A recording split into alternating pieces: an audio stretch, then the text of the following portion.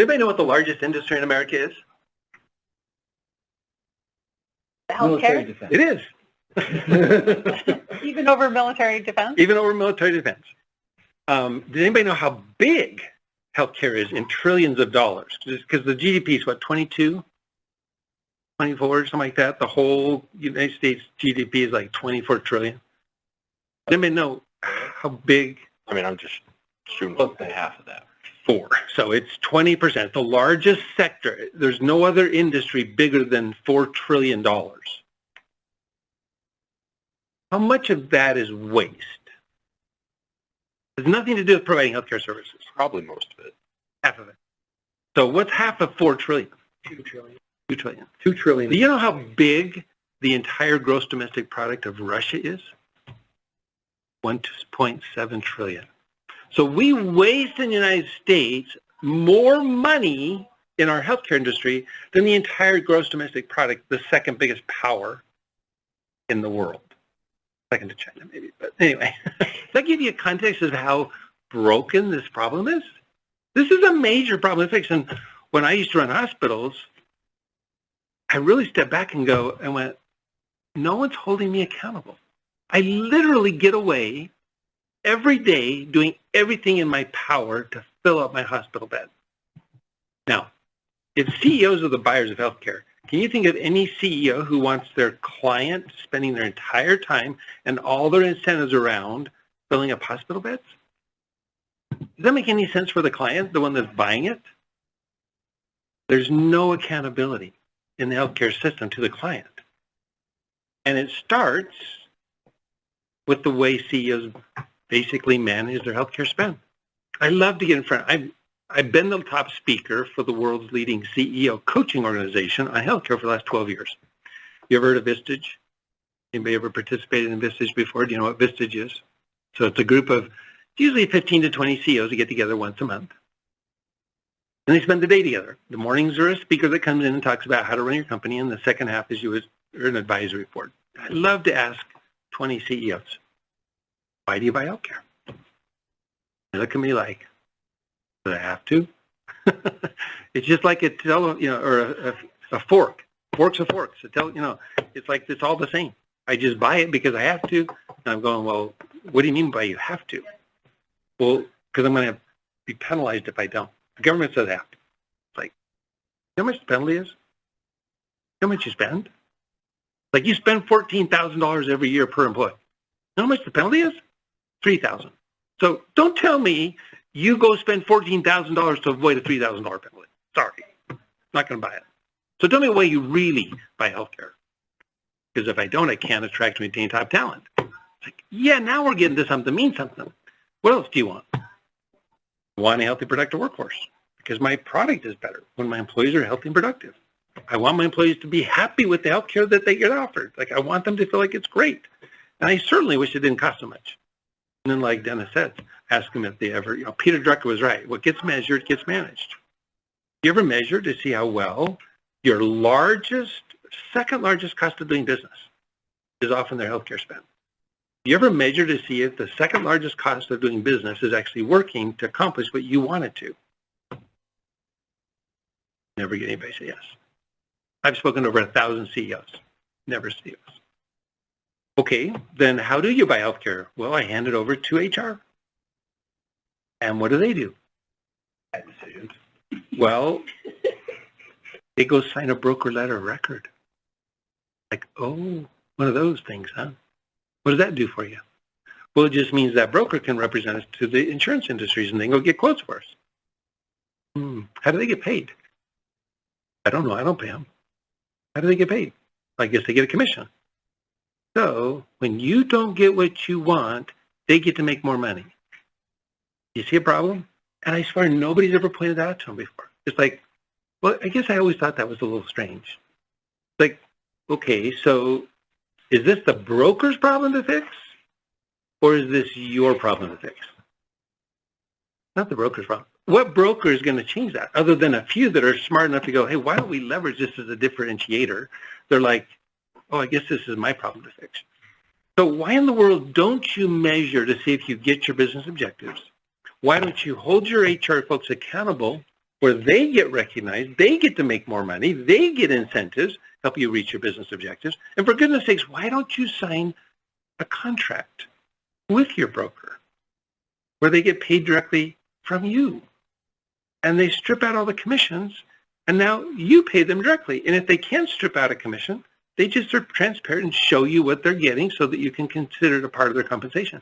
And then for goodness sakes, tie their feet to the fire. So as you accomplish your business objectives, that's when they get incentives. They're getting to make more money based on you, the customer, getting what you want. And therein lies the fundamental problem with healthcare. Because from the broker to the insurance company to the providers, we all make more money when the customer doesn't get what they want. Which is why healthcare has gone from representing 5% of our gross domestic product 60 years ago. Only 5% of our gross domestic product was healthcare 60 years ago. It now represents fifth. Out of every $5 in your pocket, $1 goes to this exploding healthcare industry. And you ask me, well, how do you know that 50% of this entire $4 trillion industry is a waste? How do you know it's a waste? You say, well, I can tell you, having run hospitals, it's a waste, because you can't imagine how much money that gets paid to the hospital goes into revenue cycle management to just get paid from the insurance companies. Literally, a major, at least half of everything we spend in hospitals has nothing to do with providing care. Do you want to guess how much money of that $4 trillion we spend in healthcare goes to actually the providers, the nurses, the doctors, the people that are providing care? Not none. Take a guess. What percent of that $4 trillion goes to actually providers? I'm feeling it less than 10. 27%. Oh, okay. 27% actually goes to the providers of healthcare. Well, I've always known that about half of healthcare was a waste. But when I learned about the best healthcare system in the world, it was like, well, there's your proof. Did you know that there is a system out there in the world that we can put on a pedestal and say, that's how healthcare should work? Did you know that there was one? Some people think, well, it's probably some country's healthcare system, right? No. It's actually a healthcare system in Anchorage, Alaska that provides healthcare for 70,000 Alaskan Native people. And you might say, well, how do they become the best? Have you ever heard of Edwards Deming? Do you know what the whole continuous quality improvement movement is all about? Kaizen, right? Oh, yeah. Six Sigma, Net Promoter Score, Google 5-star rating. All of that came out of a guy by the name of Edwards Deming, who basically took nothing but the scientific method and applied it to organizations and said, gosh, we should define our customer. We should find out what delights our customer. We should measure the processes that most impact delighting our customer. And then when we find variance in those measurements, we should get those people closest to the process to improve the process so we can delight our customer. He went to Ford and General Motors and he said, I think you could do better if you would apply my principles. Now we know what we're doing. But guess where he went? Take a guess. Where did he go? He went to Japan.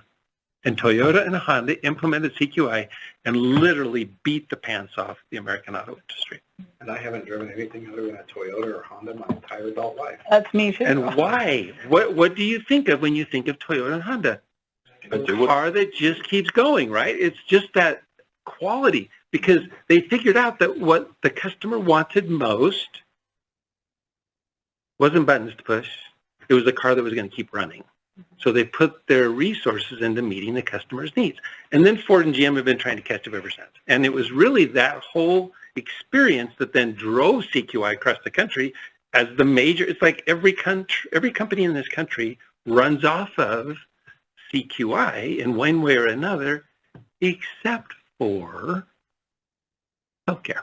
And I don't mean the individual clinics and the hospitals, because they're held accountable to CQI very much. But the industry as a whole, no one is applying CQI. And that's what we train people to do, is how, if you're helping employers build healthcare benefits, how to apply CQI to get there. So what did the best healthcare system in the world, and how did they become there? Well, the federal government, many years ago, made these treaties with indigenous tribes across the country and said, look, we're going to take away your lands, But in turn, we're going to give you free health care in perpetuity. And 25 years ago, they go, you know what? We don't provide very good health care. We're going to be the first to admit it. And if any of the tribes across this country want to leave the federal Indian healthcare system, we will let you. And we will put the money towards whatever you want to build. And this group of 190 tribes in Alaska said, our HEDA scores, so our population health is the worst in the world. We have more health problems than anybody else in the world. And we have the worst healthcare system in the world. Can't make this any worse than it is. It's only going to go better. And so they did something that nobody's ever done in creating healthcare. Went out to the customer and they asked them what they wanted. Imagine applying CQI to healthcare. Well, what they heard was they didn't want the way we normally build healthcare, which is we went to school and learned all about this miraculous thing called the body. It literally is the most miraculous organism in the universe. And we went to school to learn how it works. So come to us, the Holy Institution of Medicine, where all the wisdom lies around this amazing body, and we'll fix you when you get sick. When you fall off the cliff, we will give you a diagnosis and we will treat you. And if you don't do what we tell you and you don't get better, we'll call you non-compliant. And they said, we don't want that kind of health care. The 70,000 members of the 190 tribes said, we want health care to help us. We didn't come to Earth to manage a body. We came to Earth to reach certain goals and dreams and aspirations in life. And what we want is healthcare to bring their knowledge and their expertise in helping us reach those. And they said, that's a cool idea. What if we build healthcare around the idea of partnering with people and actually journeying with them in life, helping them reach their dreams and their goals and their aspirations in life? So they built an entire healthcare system around that concept. 25 years later, now they're the #1 recognized internationally and nationally as the premier healthcare system in the world. They've seen the most increase in population health. They have the highest levels of patient satisfaction. They don't even call their patients patients. You get fired if you call your patient a patient. Guess what they call their members? I'm only going to give you one guess. Customers.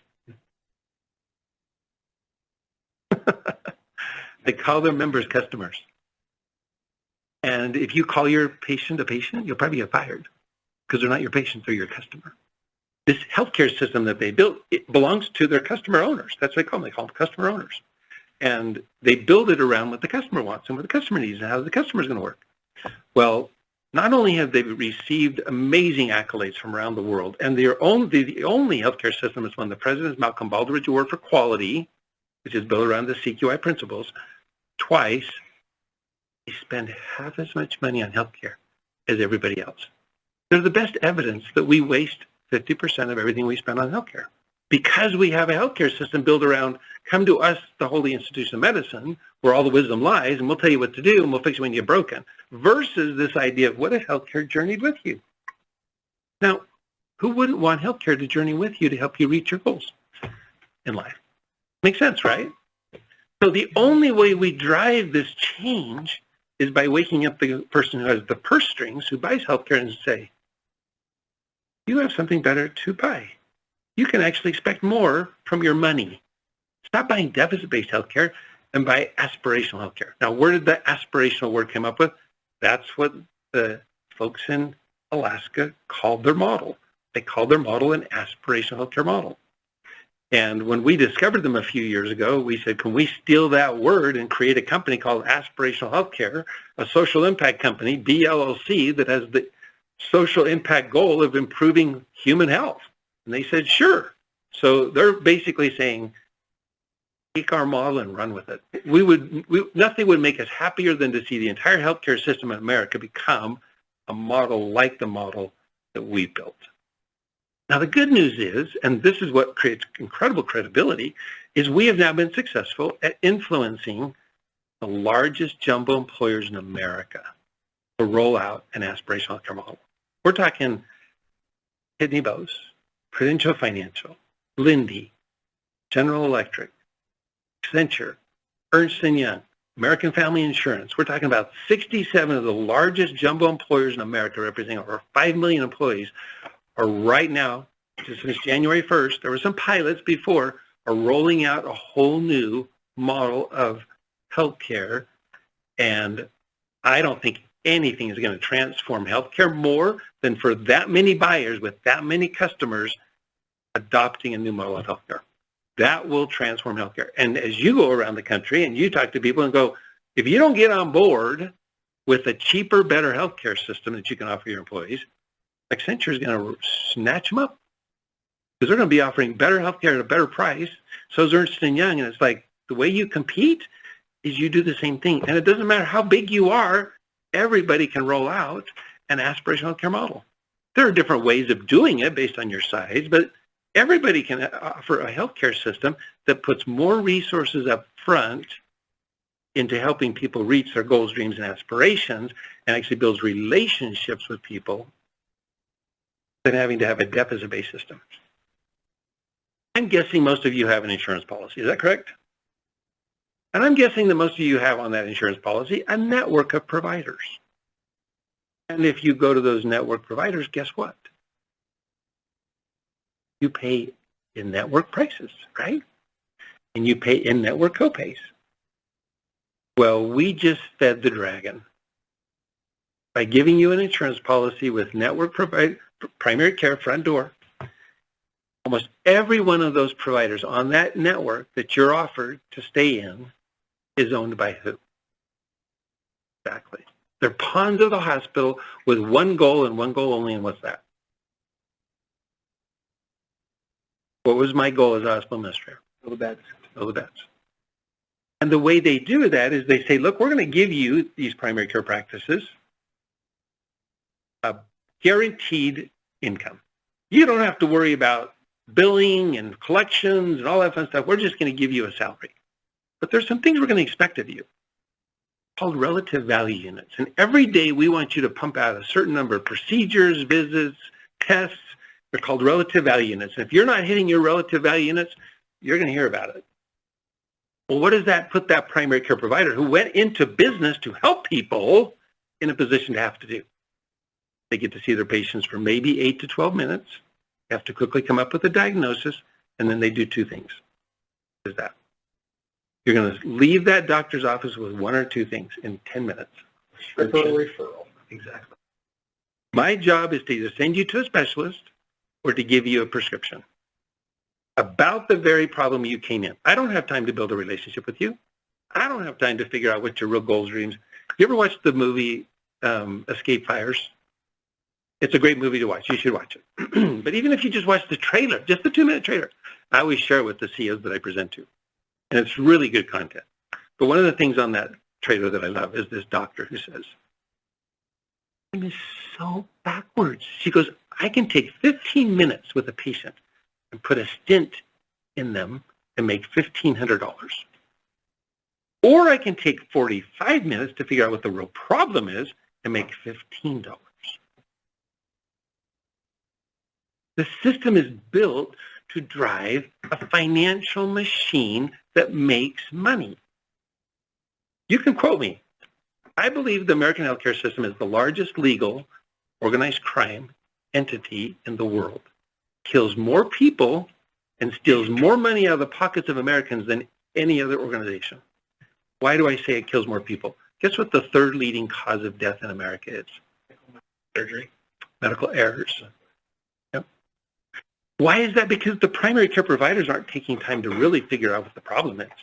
They don't really have the time to work at the full extent of their license to really wrap primary care around what the person needs.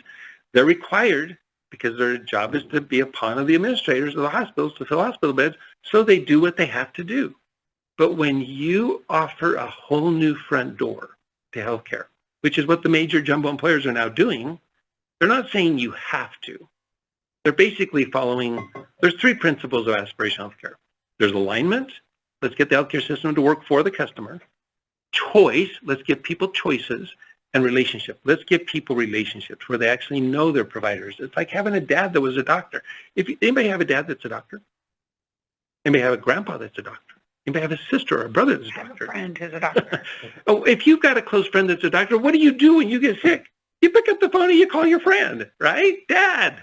I got a problem. What do I do? Well, if you don't have that, you look up the insurance policy, who's in network, and you go to the primary care provider, and you get sucked into the system.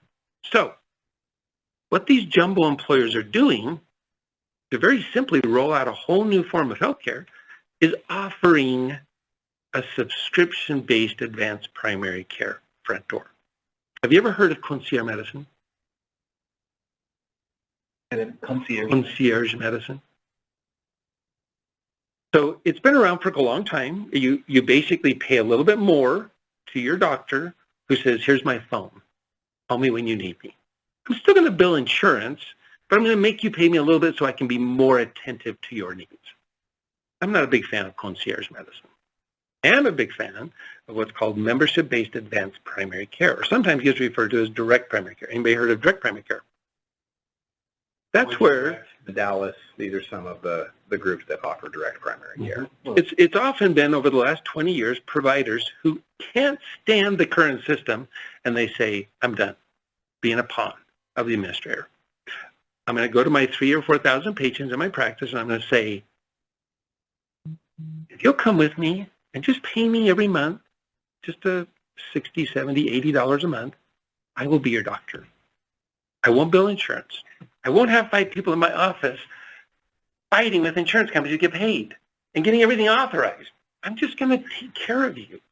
And my goal is to keep you healthy. And now I can practice at the top of my license and really embrace your overall health. One of the very first in Utah would spend 6 hours on their first visit with every patient. Now try to imagine, what would you talk to your doctor about for 6 hours? Can you even talk that long, right? Well, he wanted to know everything about you. He wanted to know your career goals. He wanted to know your family. He wanted to know your support. He wanted to know your history of your health. He wanted to know everything about you so he could be your partner in life, helping you reach your dreams, goals, and aspirations. He wanted to literally be a guest at your table to support you, just like the customer wants. Well, what these jumbo employers are doing is saying, look, there's enough now. And employers have been supportive of DPC in pockets. I'll pay for your DPC membership, but it's been rare. Well, now that the jumbo employers are saying to their 5 or 6 million employees, I'm not going to force you into a membership-based primary care, but I'm going to incentivize you because I want you there, because it's better for me. Lower hospitalizations, better care, happier employees. It's like, if you're willing to sign up for these direct primary care providers across the country, pay 100% of all your primary care.